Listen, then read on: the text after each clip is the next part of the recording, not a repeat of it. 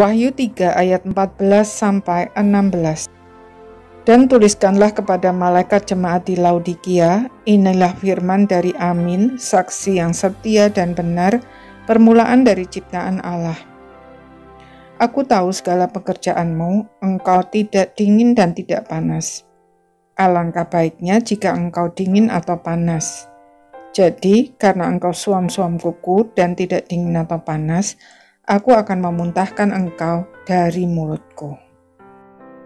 Kepada jemaat Laodikia, Tuhan Yesus memperkenalkan diri sebagai yang pertama, Amin, saksi yang setia dan benar. Maksudnya, Dia adalah Allah yang sepenuhnya dapat dipercaya dan diandalkan.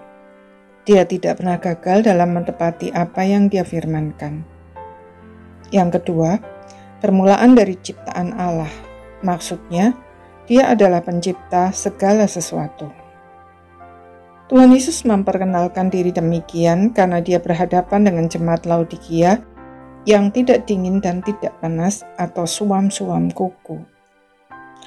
Banyak orang menafsirkan suam-suam kuku sebagai tidak melakukan kegiatan apapun. Padahal bukan itu maksudnya. Suam-suam kuku yang dimaksud di sini merupakan gambaran dari sebuah sungai yang melintasi kota Laodikia.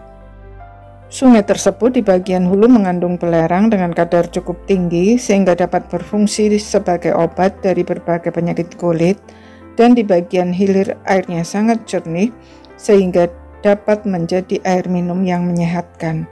Tetapi ketika sampai di Laodikia menjadi suam-suam dan beracun. Jemaat Laodikia dikatakan suam-suam kuku, maksudnya mereka percaya tetapi tidak beriman. Secara jasmani kaya tetapi miskin secara rohani. Nampak saleh di luar tetapi hati penuh dosa. Dapat melihat tetapi buta. Mereka melakukan banyak hal tetapi tidak bernilai kekal, sebab apa yang mereka lakukan tidak ditujukan untuk kemuliaan Allah. Untuk hal tersebut, Tuhan Yesus menegur mereka dengan keras agar mereka bertobat, sebab jika tidak bertobat akan dimuntahkan, maksudnya ditolak. Tuhan Yesus berbuat demikian bukan karena Dia ingin menghancurkan mereka, melainkan justru karena Dia sangat mengasihi mereka dan tidak mau mereka binasa.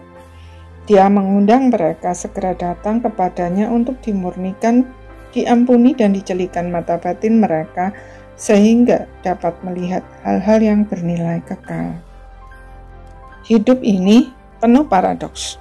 Orang bisa merasa dekat Tuhan padahal sebenarnya tidak punya relasi apapun dengan Dia.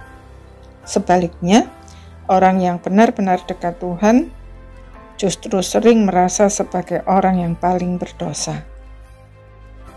Namun yang jelas Tuhan tidak mau kita suam-suam kuku.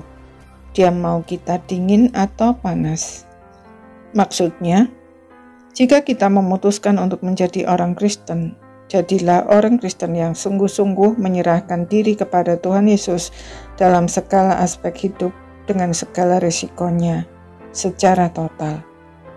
Dengan demikian, kita bisa memberkati orang lain dan semua yang kita lakukan bernilai kekal. Amin.